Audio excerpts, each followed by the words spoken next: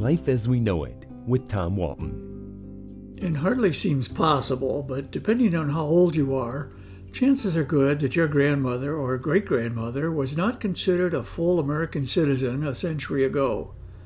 It wasn't until the 1920 presidential election that women in this country gained the right to vote. The 19th Amendment to the U.S. Constitution was passed by Congress in June of 1919, and only when Tennessee became the 36th state to ratify it did it officially become part of the document that defines America. For decades, suffragists had protested, picketed, and even gone to jail fighting for the right to vote.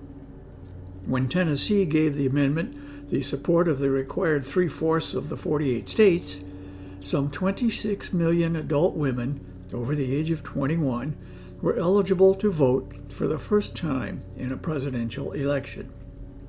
Lesser known is the fact that when the women's vote became law in all 48 states, many states, especially those in the West, had already extended voting rights to women in certain elections, while Wyoming had given women full voting rights as far back as 1869. Let me share with you today a document I recently discovered that was produced by the Women Suffrage Party of Brooklyn, New York, explaining why women deserved the right to vote. The document, apparently a pamphlet of some kind, lists 12 reasons. Now, some of these may sound like they were written by men who were not yet fully enlightened, but consider them in the context of the times. 1. Women deserve the vote because it is the foundation of all political liberty that those who obey the law should have a voice in choosing those who make the law. 2.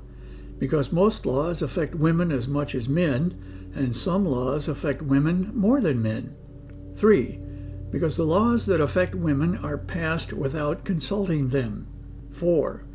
Because laws affecting children should be regarded from the woman's point of view as well as the man's. 5. Because questions affecting the home come up in every session of the legislature and Congress. 6. Because women have experience which should be helpfully brought to bear on legislation. 7. Because to deprive women of the vote is to lower their position in the common estimation. 8.